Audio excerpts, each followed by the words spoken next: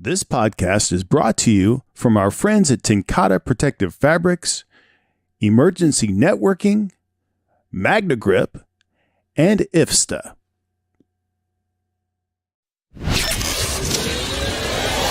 Fire Service Data and Tech Talk. Hey everybody, it's Eddie Buchanan with the Fire Service Data and Tech Talk on fireengineering.com. This episode is going to be really interesting and awesome, as they all are. This stems from a conversation that I heard at the Metro Chiefs Conference, where we were talking about pre-incident planning and some of the impacts of that, and then how it really relates to firefighter safety. So we're going to have a great conversation. Before we get started, though, I do want to mention there's one event that's coming up that I think if you're listening to this show, you probably want to know about. It is the Technology Summit International, sponsored by the IFC, TSI we call it. It'll be on December 5th through the 7th in Irving, Texas, which is right there by the Dallas airport, literally a quick Uber ride from DFW over there. I would encourage you to go check that out. If you're interested in data and technology, this is certainly one of the places you want to go to see what's going on. It's going to be really interesting. So just wanted to put that on your radar if you hadn't heard about it. And today's guest is Captain Nick Loflin from Greensboro Fire Department down in North Carolina. Nick, how are you, sir? You want to say hello and give us a little bit of background, where you come from? Hey, thanks for having me, Eddie. My name's Nick Loflin. I'm a 15-year member of the Greensboro Fire Department, captain here on a ladder truck. We also staff the hazmat team, and kind of came late to the fire service. I was a teacher for most of my life, and kind of riding it out from there. So yeah, I'm really happy to be here. So thank you for having me. And science and physics, right? Like physics, math type of. Yeah, my wife always laughs. She says Excel is my love language. So my undergrad was in physics and math, and now I'm working on a master's in applied economics. So big data, that kind of stuff. Nice. My son is a physics doing his postgrad in physics now down at Christopher Newport. So really, I appreciate that. Yeah, smart guy. So are you. Very, very intelligent folks. I don't know where it came from. I guess I'll say it's his mother. But that's the safe answer. Good job. All those years of marriage counseling finally paying off, Eddie. Right. So the way this topic came up, I was at Metro Chiefs, and I heard your Chief Robinson, do a talk, just a little short 10, 15-minute talk about how your department is capturing information that we would historically call it pre-planned information. Yep. Yes. And the challenge, that's not a new concept in the fire service. We've been doing that for a long time, but there's always been a challenge of making that information useful during an actual event. Yeah. Right. And absolutely. So go back and tell us what was the impetus for your department to kind of start looking down this path and start trying to, leverage technology to do more with that information? Yeah, no, absolutely. So, for us, it really was, I think in many ways, a lot of the big changes in the fire service are reactive. It's, everybody's doing the best they can and thinks they're prepared for everything. And then something, it's like the great Mike Tyson always says, everybody's got a plan until they get punched in the mouth. So for us, that happened. We had a commercial building here, downtown Greensboro, middle of the day, with lots and lots of folks on that fire that got dispatched to it, with lots and lots of experience. This was your A team. So these were the folks that if you said, hey, we're going to have a commercial fire, it's going to be a big job. Who do you want to go to it? These were the folks that were dispatched to it. On arrival, they did what they kind of started working the fire. And then about 5 or 10 minutes into it, they had a catastrophic roof collapse.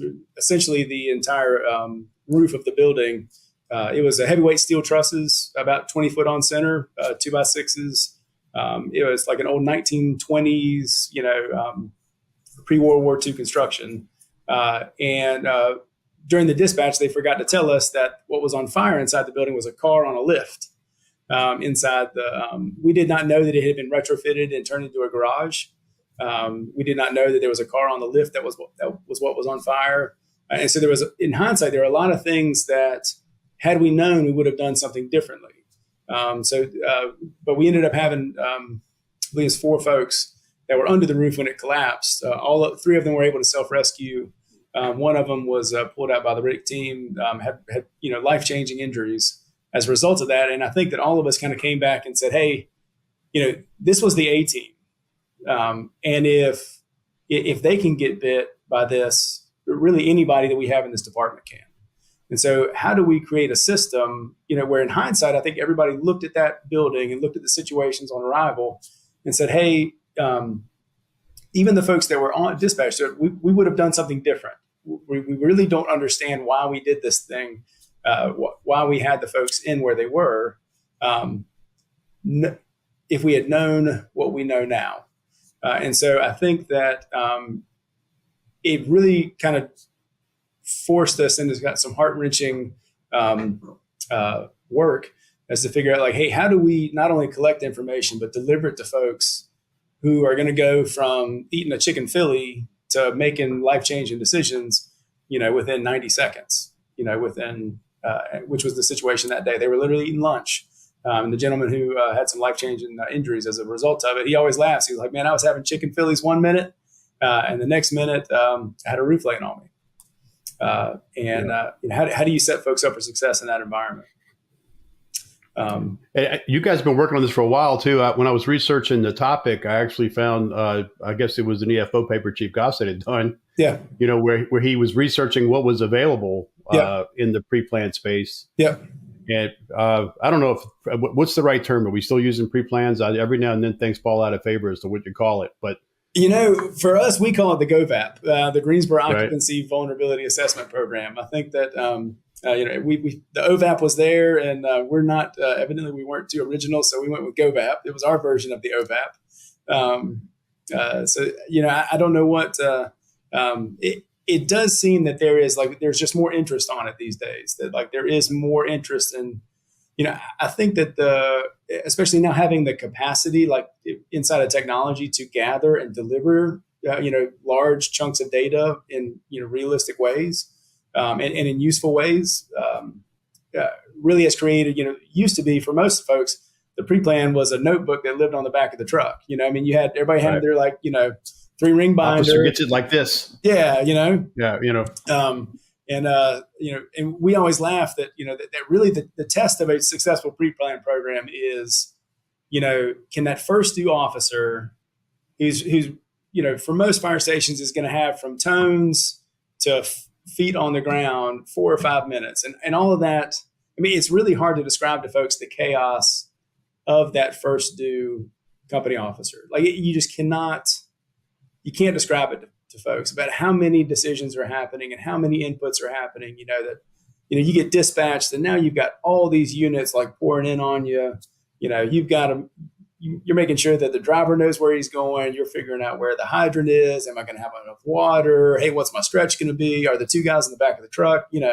There's just a lot of, and all that time you're, bumping around trying to get your seatbelt, all this, it's just chaos. And so how do you create a program where you can kind of fight through that chaos and deliver information that person can use in a way that would change the response in a good fashion. And so that's for us, what we did was we really, I would say our pre-plan program is more a process of subtraction. I think what we realized is that the pre-plan program we were using at the time gathered a lot of details about the building that really, if you were standing in front of it when it was burning, nobody cares about. I don't care whether it's got rocks on the top of if it's got tar and rocks on the top, that's not a deal breaker for me when it goes down. And so what we did was we said, hey, what do you want to know? And we developed a simple set of kind of binary questions that it's either a yes or no answer to it. And they're common sense. And they're driven by what the things we want to know when we arrive. How much water do I have? What's my stretch going to be like? Should I expect people inside the building? What am I working over top of? What am I working underneath? And our guys now go out there and answer these questions. And if it's a no, if you tell me that thing isn't there, we don't ever talk about it again. There's no good news. I don't tell you, hey, there is no basement. I just tell you if there is a basement. And so you can go in. So it really helps you to kind of weed through what's the important stuff. IFSTA is dedicated to updating firefighting techniques and safety through the creation of our manuals, apps, curriculum, Resource One, and more. Our high-quality, technically accurate, and affordable training and education materials have made us a worldwide leader of the fire service. Visit us at ifsta.org for more information. So let's start from an incident perspective. So Yep. if I'm sitting in the front seat of a unit going to a fire Yep. as an officer, structure fire, Yep. tell me what I'm looking at. Like, what are you seeing, and how are you seeing it in front of you in that moment? So for in Greensboro, we use MCTs, so mobile command terminals, or whatever, MDTs, or I can't remember the acronym, but we have a laptop sitting in front of you as you're driving down the road. You'll get, there's a map interface there. And what we realized was that text is not a good way of communicating to a company officer when he's driving down the road. There's zero chance I'm going to read something en route. If I have an extended travel time, I might pull off a little bit of it, but realistically speaking, I'm not going to be consuming a lot with text. In fact, the incident where the folks got the incident that we had multiple times in there, it said, we realized in the notes that it had said that, hey, there's nobody inside the building. There's nobody inside the building. And yet when we got there, we reacted. Nobody processed that en route because it's deep buried in this big wad of text. Even the CAD notes, right? Even the CAD notes, yeah. We, it's all buried inside this big wad of text where on a good day, I'd have a hard time figuring out in a pinch. And so what we did was we kind of gave up on text and we said, hey, so for you, if you got dispatched to a location, there'd be one of, you would have a set of icons that live on top of the building. And those icons are driven by the GoVAP answers. And what we look back at as historically what has killed us in commercial structure fires, which is you're working over top of an unseen fire. So there's a basement there. There's the possibility of a basement. You're working under a roof that has the habit of collapsing without any kind of warning kind of early in the show, those kind of heavy steel trusses. You lost radio traffic inside the building. So for us, that's called a signal 10 location. So essentially where we walk inside and the trunk system can't get in there, so you would lose radio traffic. And then the third is that the fourth icon is that it's just a complicated response, that there's a lot of little things that not any one of them would be really difficult to get over top of, but some buildings just have a lot of little things to them and it makes for a really complicated response. And so, so based on the pre-planned answers, those icons are automatically generated on the map as you're driving down the road. So when you look for hydrants, sitting over top of the building would be an icon that tells you there's a basement, or that tells you there's a heavy steel truss over your head, or it tells you, hey, you can't get radio traffic out, or it tells you, hey, this building is a train wreck. That one of those four icons could be sitting there. And if you don't see those icons, then you can know none of that stuff is there. And so that would be kind of your first, for the first two company officer, that's really what they're using more than anything, is that, hey, they take a quick look at the building. I can catch my hydrants. I know which way I'm coming, and I can look at the icons real fast. I don't have a basement. I don't have a heavy steel truss over my head. I'm going to have radio traffic, and this isn't a train wreck of a building. If they do see one of those icons, what we've trained our folks to do is that, hey, like, we're telling you information about this building so that you can adjust your response. That's, if I do see a basement icon, Engine 11. This is on duty. It's not me. Garrett Street. Overdose. Cross streets are Covenant Lane and Kersey Street. So inside track for 15 years, about 14 years, I rode the engine, and I just transferred over to the ladder truck. And that right there is a beautiful thing. That as a ladder guy, it's a thing. I was just thinking, as somebody who's been retired a little over a year, I haven't heard our beloved in the ceiling in quite a while. Oh my gosh, yeah, she is. So it's fun to hear her again. She's a tough woman to love. She's a tough woman to love, that's for sure. Anyway, okay. But yeah, so we have those icons, and ideally what that would do is that would prime you as a company officer to make a different set of choices. So right. if you saw the basement icon, you would know, hey, I'm probably going to try to send my first two ladder, my first two engine to go around to the Charlie side and clear the basement. Or, hey, if I know I'm going to be working under a roof that has a nasty habit of failing, I'm going to be really aggressive with that roof report, and kind of make those adjustments on the fly based on the information that somebody, a year or 2 years ago collected in a pre-plan, and trying to hit that window. So we do it with a set of icons. Like a trusted turnout jacket you've had for years, Flex 7 outer shell fabric delivers a perfectly broken-in feel on the very first wear. Flexible, comfortable, and powered with the strength of Enforce technology, Flex 7 outer shell fabric is made to move. To learn more, visit tenkatafabrics.com/flex7. Flex 7, powered by Enforce technology. Only from Tenkata Protective Fabrics.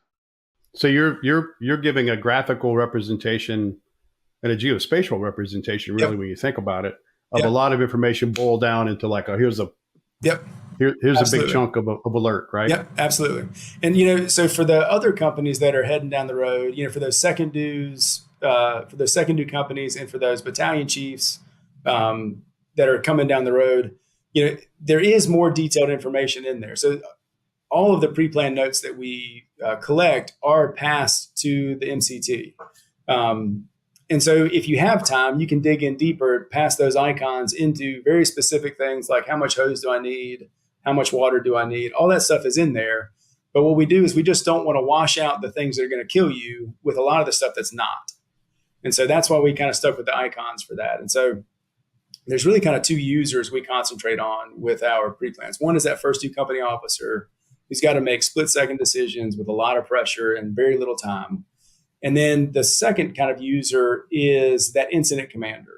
And so on arrival, you can actually tap our MCT a couple more times. And if you zoom in on the building, all of our pre-planned sketch icons like, FDCs and, stairwells and doors and all that kind of fun stuff, they're there.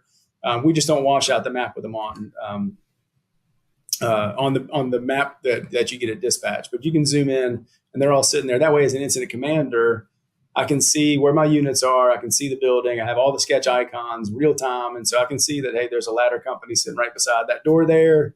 Maybe instead of sending this one over here around to the Charlie side to do it, ladder 10's already sitting beside it. So, hey, ladder 10, you might make an entry on the Charlie side through that door for me. So that's kind of how the system for the users works. Over time, what we've figured out also is that it kind of helps to have an eye in the sky. We do not have a dedicated dispatcher. So we would love to have one. But we don't have a dedicated dispatcher who can read pre-planned information and funnel it to us if we want it. And so what we've done is we've kind of created a system where battalion chiefs from the opposite side of town who are not involved with the call, when they hear that dispatch go out, they'll actually check on the TAC channel and say that and tell folks, hey, I'm available for pre-planned information. And they're sitting in front of the computer and they can grab whatever information they want. And so if you want to know your stretch, if you know you have a long stretch, but you don't know how long you have, you can just check on the TAC channel and say pre-plan from engine 11, what's my stretch to the middle of the building? And that battalion chief will tell you, you got 400 foot to the middle of the building. Awesome. All right, I can start making the change. So that's kind of how the users would use it. I got to say, that thought never occurred to at least where I was from. Yeah, that's a great idea. They would do that. It was really more about moving units around, more so than maintaining system status than it was having somebody actually pull intel. That's a great use of resource. Yeah, and low tech. Yeah. I mean, I would love to say that we thought of that quick. We didn't. It took us 7 years to figure that one out. To figure out, hey, wait a minute, like we're on these things and we don't always have the information we want. And it's the incident commander sitting there saying, well, man, I was really busy. I was working on making sure my units were coming and making sure PD was in the right place. God bless them. They park all over the place, And that first due company officer was like, man, I was worried about this and that. And so he said, hey, wait a minute. Is there any way that we can just have somebody who is like not super stressed out? Just read the information and say, hey, I'm here if you need me. I'll be your eye in the sky. I'm not going to come on the TAC channel and give you vomit all the information out there. But if you got a question, hey, do we have a basement? Rock and roll. I'll get that for you real fast. So yeah, I'd love to say we got it right the first time, but only 7 years. In the Well, fire that's service, brilliant, in the fire service, that's overnight. Yes, that is particularly related to change. That's overnight change. Yeah. Oh yeah. That's turning on a dime. Breathing in diesel exhaust fumes is like walking into a fire without a mask. Over time, those toxins lead to cancer. Protect yourself with MagnaGrip, the easiest, most reliable exhaust removal system that features a true 100% seal to eliminate diesel exhaust fumes. To get free grant assistance, visit magnagrip.com. So for the data collection, are you using any other layers like the hydrants, for example? Yeah. Are they coming in from another layer, or do you have to put them in there manually? So the hydrant layer is something that our water resources maintains that for us. All of those guys are Esri layers, so where it's, we actually use their field map application. So when we're doing our pre-plans, guys have got their phones out and they're, dropping icons as they're walking around the building. And so that's how the other information kind of gets in there. And then we store all of our pre-plans in our RMS system, and then that populates all the rest of the icons. So some of the icons are automatically populated for us just based on your answers. Like you don't have to tell us to add this icon to it. Based on how you answer it, we're going to add that icon. So that was going to be my next kind of line of questioning was from a technical standpoint. So you're using Esri. Esri is kind of the whole platform. Using the field. You're collecting field data. Yeah. What are you using there? So that's we use Field Maps. Field Map. It's an application that Esri has, and then our RMS system. We've actually maintained it through 2 RMS systems now. The first one was Firehouse, and now we've just transitioned to Fireworks, which is a different RMS system. And both of those systems, actually, Fireworks built us a custom module for the GoVAP because it's just not very big out there now. So they built us a custom module where our guys can answer those questions. So, on the geekier side of things, all right, so this is, so what we also running in the background for the GoVAP is this equation that we have that calculates the relative risk of the building. And so, because what we wanted to do was we wanted to say, again, that fourth icon for, hey, is this building a train wreck or not? Well, train wreck is kind of relative, right? I mean, like if I lived in Manhattan, high-rise fires would not stress me out a bit. If I worked there, high-rise fires, that's just a day at the office, If I lived in, California, wildfire, that's just a day at the office. So risk is kind of relative to what you're kind of good at and what you've got a lot of practice with.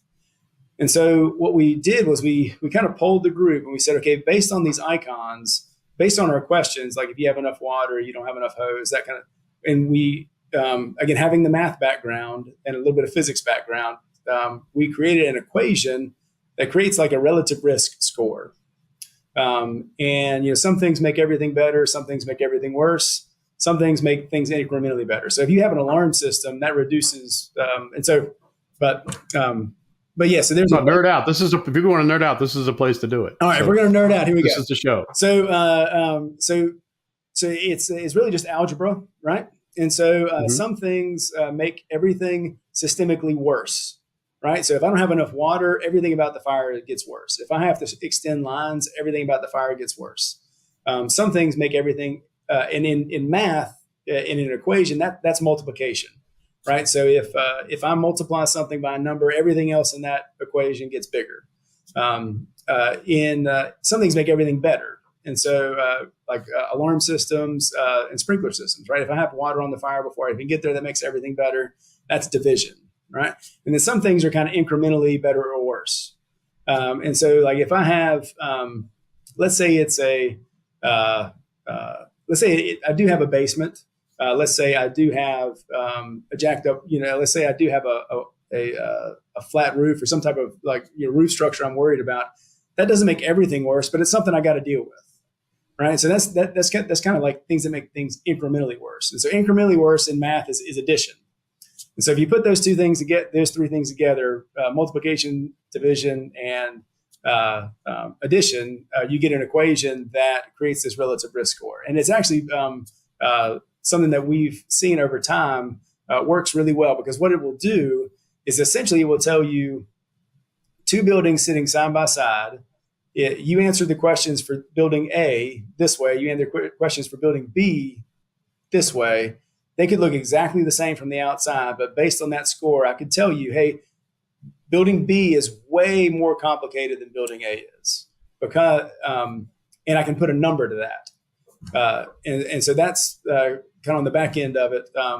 That's running to populate that fourth icon, which is what we call it the caution icon. If you see it, what we're trying to tell you is you want to tap the brakes, because you're getting ready to walk into something that has the potential to be very complicated for you.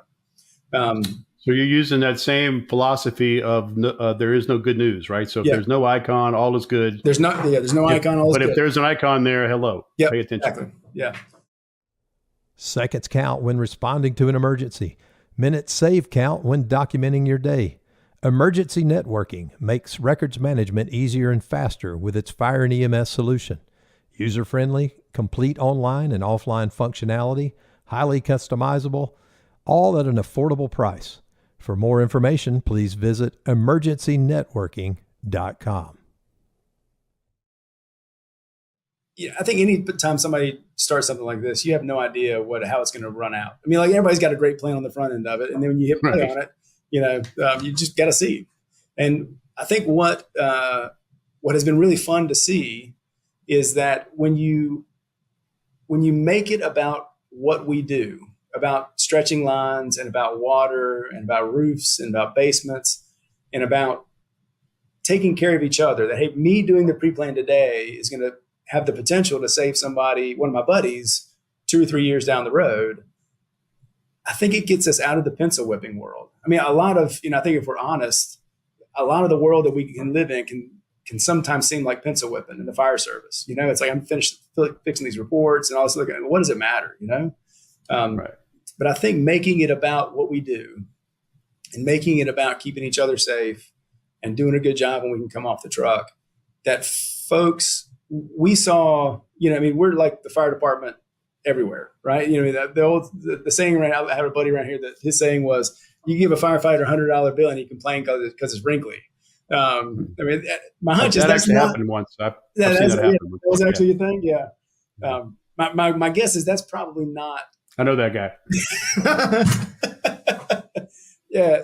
That's probably not just us, but what we saw is that pretty much overnight, we have 7,000 buildings that we had to pre-plan. And essentially we knew we were walking into this saying, hey, we're going to go ask for these guys to spend hundreds of hours a year walking through these buildings, answering these questions. And nobody complained. And I'm not just saying that as like, I'm not bragging. Like that's actually the truth. Like, the old crusty, like, codger firefighter captain guys, they went out and did it because I think that folks just got, hey, wait a minute, like, this is going to make my life better. This is going to make my brother safer. I think that was one of the really impressive parts to it. And then I think the second thing that was really impressive to it was that after that first year of data kind of went through, when you put this stuff on a map, you could see some really interesting trends. I think a lot of times when you're looking, it's just hard to see the construction trends happening in buildings around you. It's hard to see that, hey, like, this spot on this side of town is going to need way more hose than this side over here. And so what we could do is we could actually create some trends using this data that they had just collected about how much water they had, how much hose they needed, where the basements were, all this other kind of stuff, to kind of see there are these little regions where I could tell you, hey, this station over here, you're going to need to be good at basements because you got a ton of them. And this station over here, you're going to need to be good at dealing with locations where you can't get radio traffic out because there's a ton of them. There were a lot of like these little knock-on effects of just asking the simple questions that affect firefighting inside our city that we got to see, hey, this spot they ended up actually putting up new radio towers because you would see, hey, there's a hole right here. Because my guys just went out there and told me they can't get out in any of these buildings over there. And so it was really interesting watching that kind of trends. Because you could have, trucks kitted out entirely differently on different sides of town, just based on the risks that are associated in their neck of the woods. And sometimes you would never see that unless you started asking those questions and seeing, hey, what's around me, So that was kind of another kind of cool effect to it. Well, it's a great example of data influencing training and operations in a very real way. Oh yeah, absolutely. I mean, that's Chief Muncie. He was one of our first guests, my first episode of the podcast, and he made a statement that I keep hammering on: measure what's important. Oh yeah, absolutely. So we're not out just collecting data for the sake of collecting data. We're collecting data that actually relates to operations. Yeah, that's huge. And I think, in fact, we were kind of excited. I know that we're getting ready to buy a new CAD system, the county is. And what we've realized, again, kind of, I don't know if we got lucky or smart, or sometimes I don't think it makes a difference, but really what we're doing is in the ERF world, in like the SIPC, ERF world, that critical task analysis, like really what all these guys have done that they don't know they've done is they've done individual custom critical task analyses for each one of these buildings. Because if you tell me we have a base dispatch, but if you tell me that you're going to need to extend a line, that's another truck I need to send you, because you're going to need people to extend and man that line for you. Or, hey, you tell me you don't have enough water at the street, that's another truck I need to send you, because somebody's going to have to go catch another hydrant someplace away, a little bit farther away. And I've sent you the base. But what we're hoping to be able to do is, based on how folks have answered the questions in these pre-plans, is they give custom dispatches that this building its dispatches will be based specifically off of the pre-plan answers that you've given us. You tell us you don't have enough hose on your pre-connect, we'll send you another truck. Don't have enough water at the street, we'll send you another truck. And so that's, I think that, and we didn't really realize that until we're kind of a little into it. Is that, hey, wait a minute, like we could justify custom dispatches based on these pre-plans because we've done the critical task. And that's what these guys have been doing for all this time. We just didn't know it. We just got, lucky or smarter. Depends on who you ask afterwards. In-house, I was totally lucky. You get someone on the street. Oh yeah, we totally saw that one coming. We absolutely planned ahead for that. Well, it really does affect the RF, and if it's interesting, it's interesting to see how data has influenced that over time. Like, in my old department, we basically got our ERF based on a stick man on a whiteboard. Yeah. Oh yeah. Like I got the two people do that, and we just came up with 16, and that was our basic structure fire package. Now we're starting to see the data influence that in a great way. Phoenix, in a previous the last show we just did, they had figured out how they were able to influence potential ERF numbers based on air usage. Yeah, because they were able to capture some of that data. So we're starting to have a greater understanding of how we operate. I think in an interesting way. Now, do you think that algebra you're talking about? Yeah. Do you? I have a conflicting argument in my head that I'm trying to wrestle with. Maybe you can help me with it. It's like a math battle. We understand that every fire, like you said it, we're all good at a little bit different things. Some of us are good at high rise. Some of us are good at wood frame structure fires.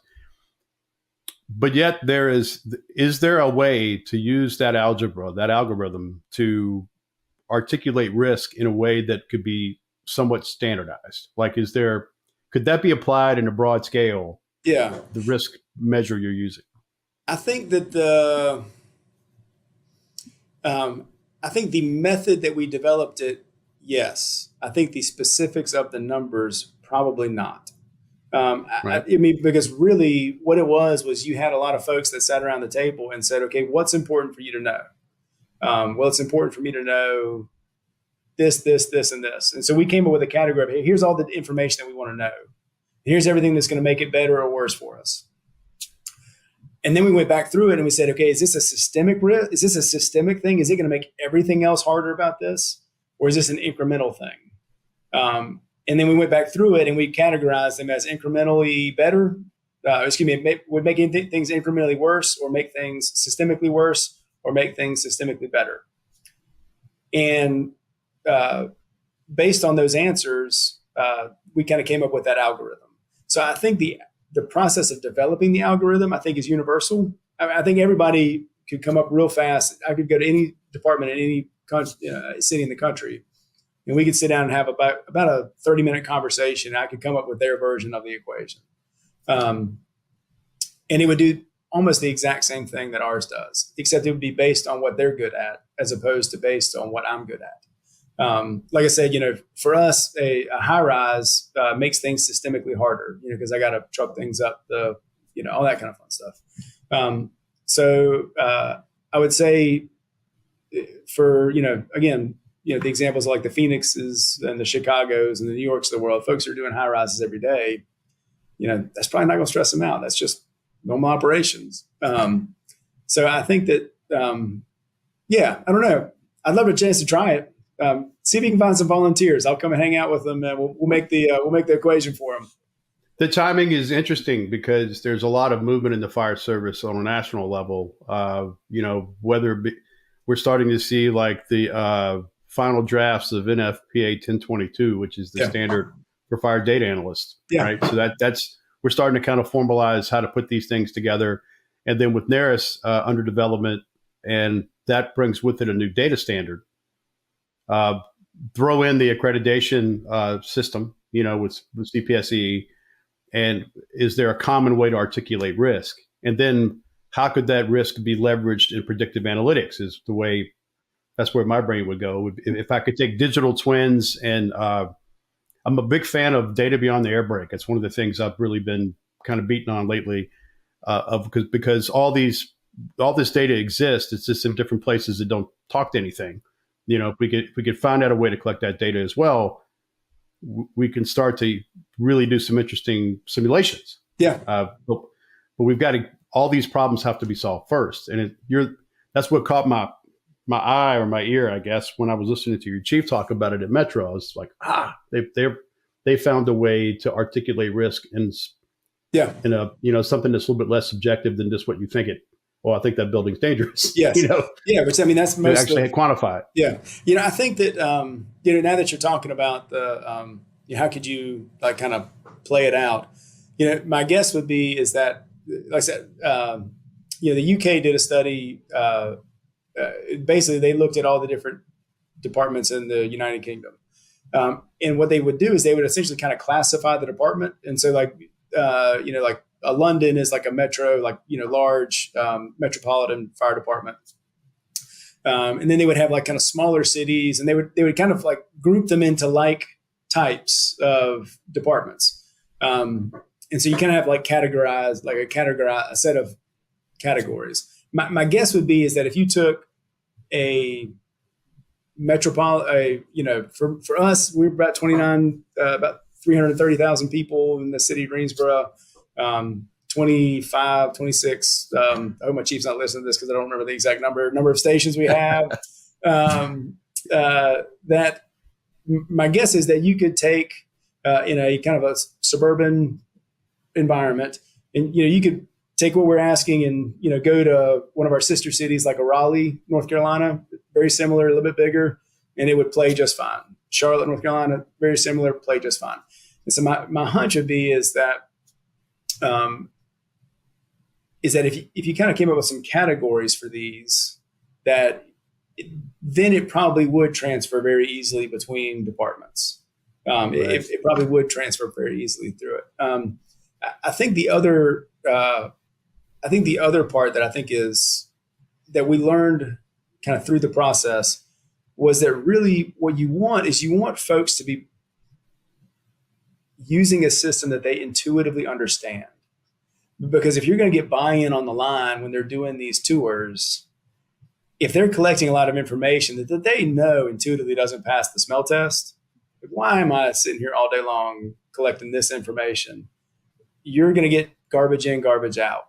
And so I think that folks on the front end of it having the ability to say, hey, this is what is important to me as a first-due company officer. This is what changes the way I look, as an organization says that on the front end, say, this is what is important to us as an organization. It changes our response. I think it helps when it goes down to the boots on the ground, passing the smell test, to where, you have that the old codger captain who gets it and is willing to spend the hundreds of hours a year going out and doing it. I think that's really, because in the end, the data is only good as the collection system that you've got. And I think for us in the fire service, getting those guys on the ground to believe in and trust the data that we're producing really matters, because a lot of times they're very removed between the data I collected and the decision it drove. And if intuitively they can't draw a line from where they gathered it to where it got used, you're going to have a hard time getting them to gather great data, if that makes any sense. It makes a lot of sense. That's actually I'm starting to notice in these shows that there's always a masterclass segment, and that was just it. Hey, there you go. Hey, listen, a dog lays out in the sun long enough. A dog lays out in the field long enough. The sun's going to shine on them every once in a while.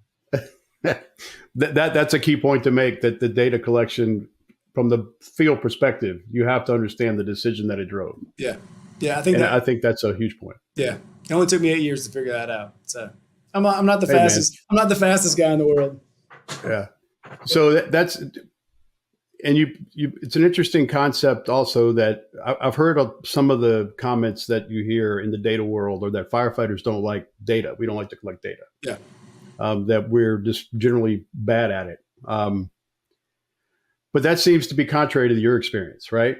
Yeah. It sounds like you guys are having no problem with that. No, I think that what firefighters are really good at is just smelling a line. You know what I mean? Like, I think sometimes that, data is gathered for the purpose of data. It's just like, hey, we're just gathering it because it makes us look cool, or we sound smart, or, like it's the, quick, act busy, the chief is coming kind of stuff. You know what I mean? It's like, it's that kind of, the data version of that. And so I think, again, that, like, as soon as they understand what it is and why they're doing it, and they can put that together, you will have zero questions about why this matters any longer.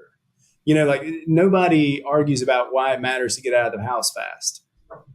Right. Because intuitively, like, I get it. Mama's on the floor breathing her last. Like, that's why I get out of the house fast. I get out of the house fast because somebody's going to be upstairs and I need to go get them. So the data is like, so when you talk about like turnout times and travel times, there's zero pushback from the fire guys when they're talking about, like, hey, this does or does not make sense to me. Like, they understand it and they can get behind it.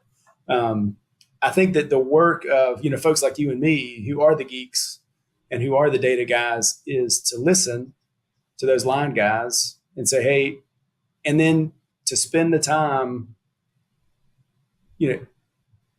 telling the story of, like, hey, why this matters. Why does it matter that we are, like, why does an ERF matter? I've always thought that was the funniest. Until I got into data, I had no idea of, like, standards of coverage and ERF and all that kind of fun stuff. Mm-hmm. And when you go out and you tell the guys online, hey, wait a minute, like, the reason we care that we're putting 4 on every truck is because that number is getting measured by council. And the next time we go ask for, hey, we want a truck or we want a station, that's going to be driven by this standard of coverage, which is essentially a promise that they made to the citizens. They said, hey, listen, you pay your taxes. This is the standard that I'm going to establish for our fire response. And then when I find places where I don't meet that standard, I'm going to spend some resources to fix that.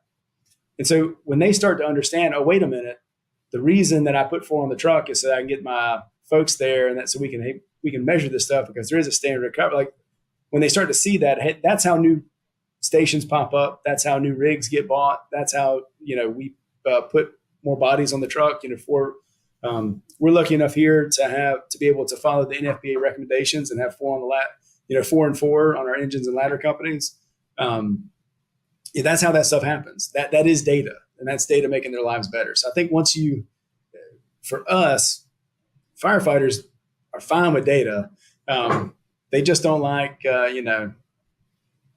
being like, sold a line. So as soon as they see the reason that it matters, they're good. Let's do it. Old BS. Yes. Stuff, BS work. I didn't. I was worried about putting that out there. I didn't know what the rating on our podcast was. So no, I was we're gonna good. say, like, we're good. I was gonna say, We're yeah, good. firefighters are fine with data. They're just bad with BS. I was thinking maybe it's not that we don't. It's not that we don't like collecting data. Maybe it's that the system we were putting it in sucks. Yeah, absolutely. That might be part of it. Yeah. Which it has historically been very difficult to work through. Yeah. And because of its design, that's why we would pick undetermined. And that's what I think that we've always been really mindful of the user when we've kind of pitched this out there, that, hey, the first time that they click the MCT and they don't get the data they want, like that, what you've done is you've just diminished their incentive to go out and collect good data.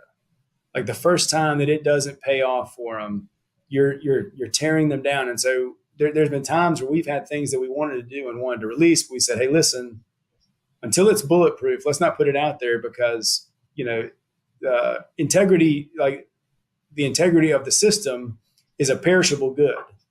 And if we run one bad year through, the guys will figure it out, and we'll never get good data again, because, they'll think that they're just wasting their time. Well, what were your greatest, when you guys were implementing this program, what were the big barriers, like roadblocks or big hurdles you had to deal with? The tech was for us, the tech was a big deal. So, I think there's a guy named Todd Tuttle, where Excel was my love language. I think Firehouse was his love language. So he really had to kind of bend Firehouse to our will to be able to record some of that data, and then really kind of patch it through to get it to be able to get sent to our MCTs. And so the technology really was, really was an issue. I mean, when you think about it, if we collect, let's say 15, 20 data points on 8,000 properties, I mean, you're talking like there's millions of data points that we're collecting annually and updating and trying to drive live real time to an MCT. I mean, like the tech side of it is insane that it works. And so I think the tech side of it really was one of the big big hurdles. And then I think the other one was, if you're going to teach somebody something new, you have to be committed to reteaching it pretty much every single year. Yeah. And so, there's no one and dones ever in new stuff. And so each year we have an upgrade where we go out and we teach them, hey guys, here's the GoVap again. Like, here's why we do it. Here's what we're going to do. We just touch it really quick to try to give that. I don't think I understood the long-term commitment it was going to take. That, hey man, we're going to be married. We're going to be talking about this and doing it forever and ever. Just because, like, if you don't practice it, if you don't talk about it, folks, you lose it. There's always new people coming into the org. There's always the folks that were good at it leaving the org. And so if you're not always talking about it and not always justifying it and not always teaching it, you're getting worse. The moment you take a day off, you're getting worse. And so I think that was the other part that I didn't really anticipate on the front end. I might have not shown up for that work group had I known. Yeah. How was the migration when you went from the Firehouse software to what you're using now? Were they pretty acceptable to that? Yeah. Like, so they had to do a piece of custom work, right? Yeah. They've actually been the custom side of it has been great to work with. They've they actually built the equation into the home screen, like where the guys are doing it, so they can see that it's changing the score. Which again, I think is one of those that connecting the folks between the decisions I make and the response that I get and the benefit that I get. And so driving those two things closer and closer to each other. So that's been awesome. Now, migrating a database from one place to another, that'll make you want to take a day off afterwards. But so that's been consistent across everybody I've talked to. Oh yeah, it just is what it is. Anytime you're migrating data, it's like, yeah. So you said that when they're in the field and they're changing, answering these questions, it's literally changing the score in real time. Correct. On their device. Correct. Yes. Yeah. So it's actually changing the score real time on their device. That's pretty amazing. Yeah. No. Yeah. That was. It's a cool trick.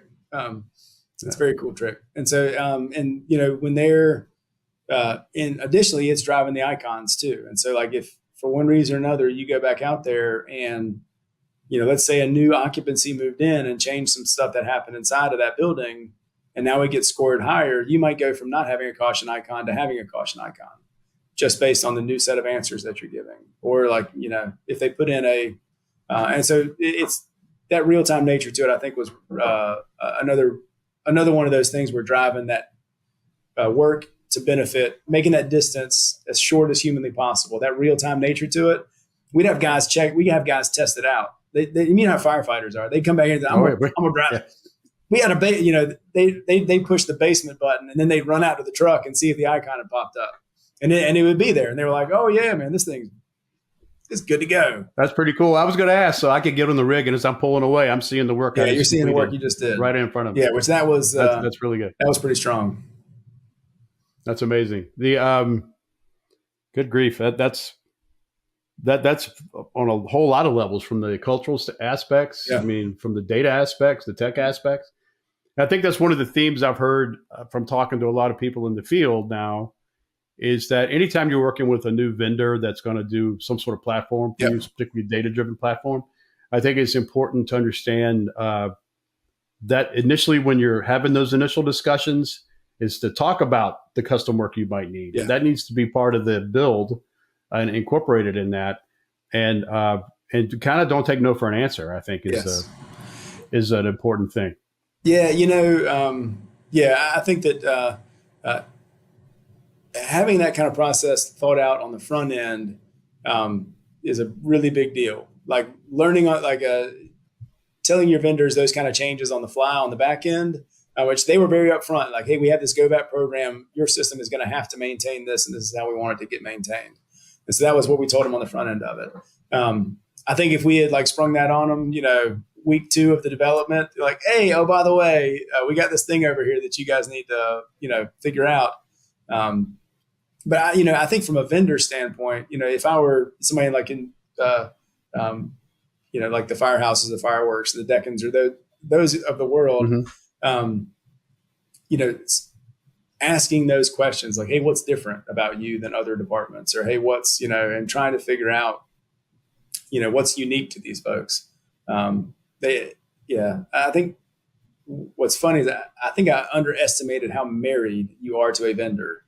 In good ways and bad ways. Once we really, are dependent on those folks to deliver the stuff that we're going to be using for us. And so, it's a big deal. How have you addressed succession planning with this thing? I plan on walking out the door in 15 years, and I hope it's a success. So we have a big group of people. What I've loved about it is that, and I've this might be another one you want to clip out from my chief. I've told, so I am not actually in charge of the program. I'm I'm a helper bee. And we have a commander who's in charge of the program. And so that's nice because he's got enough brass that he can get stuff done, which is a big deal. And there's a group of people that are all working on it together. And so we've consistently never let it boil down to, hey, this is Nick's thing, or this is, Todd's thing, or anything like that. It's always been, hey, this is our thing. And so we maintained a group of about 6 to 9 people that maintain the program, and we meet on a regular basis, and we're talking about what's going and what's not going. And so I have moved my chair slowly but surely closer and closer and closer to the door during those meetings. And at some point in time, I'm just going to close the door and they're not even going to miss me. So I think that's problem solved. Yeah. That's going to be the real test is if, I can, the folks, I think I'm the last OG. I'm the last original gangster on the group. So, so far so good. I'll let you know. Give me about 2 or 3 years. I'll see what I can do.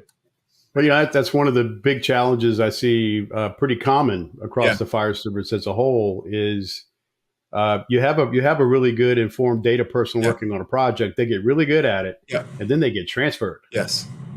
And then you got another guy who's like, I don't even know what this thing is. What is this? I don't need this. Get this. So it's interesting. I think it's brilliant that you guys have diversified it in a way that you have. Yeah, and so that it doesn't shudder. Yeah, and I think that we're not the only folks in the world that have KPIs. Like we're not like the industry around us. Like this is the data world is what they live in, and so we recently just hired a couple of civilian data analysts, and so I think creating that kind of like, is it realistic for you to expect I'm always going to have somebody who came up through the line who's going to be good at data? Like that's probably not, because nobody gets into the fire department for data. That's not where I'm going for it. This has kind of grown up over the past 15 years. And so I think having those civilians who and creating a kind of a collaborative environment, whereas, hey, these data analysts and these data folks, like we're not the only rodeo in town that they're trying to figure out like, hey, what data drives your choices? What do you need to have done? Like, what are those KPIs and those cultural things that I have to like quantify and then help you see on like a day-to-day basis? And so I think inviting those folks, having more of that kind of like, a chief or somebody with brass is in charge of everything, probably would help. I think for that succession planning, because there's a lot of data analysts out there in the world. There's probably in every department, maybe that one guy. And that's probably not a great plan. Yeah, I've noticed a lot of the data guys tend to they either have a bad shoulder or a limp. Yeah, they just happen to be good at it by luck. Yeah. Funny how that works. Yeah, you sit still long enough, you'll get a job. Yeah, no doubt. Well, Captain, I really can't thank you enough for coming on the show, man. This is really, really enlightening. Yeah, this was great. And my best to the chief and all of those folks that have done such good work with this. I think it's a great example of really grabbing data and making it mean something. I call it operational intelligence. Data is nice, but give me something I can make decisions with. And you guys have found a way to put these decisions in front of a company officer when they need it most. So hats off to you in that. It's been a cool experience. It's been fun to be a part of. So I consider myself real lucky. How can people get in touch with you if they want to, if they have questions? What's the best way to approach? I don't want your phone number off the hook necessarily, but how would they get hold of you to find out more about what you did? I'll be happy if your podcast has a way out. I can share my phone number and email address, and we have folks that reach out from time to time asking about, hey, how do you do this? And just want to ask questions and bounce ideas, and I'm happy to help. So I'm happy to help. And might I suggest an article in an FDIC submission as well, sir? Yeah, if the math guy was good at writing, I need to find a really good ghostwriter, and then I'm down. I'm all about it. Sign me up. It's great content, really great information. So I appreciate you coming on the show today. Send my best to the folks there. We'll do it. Thank you, Eddie. Y'all have a good day. And this is a great episode of the Fire Service Data and Tech Talk. If you were looking for us or have ideas for the show, you can reach me on Twitter at Data Tech Talk. Also, we have a Facebook page, Fire Service Data and Tech Talk, and always on LinkedIn if you want to find me there too. So hope you've enjoyed this episode. We'll be back next month and hope everybody stays safe. Fire Service Data and Tech Talk. IFSTA is dedicated to updating firefighting techniques and safety through the creation of our manuals, apps, curriculum, Resource One, and more. Our high-quality, technically accurate, and affordable training and education materials have made us a worldwide leader of the fire service. Visit us at ifsta.org for more information.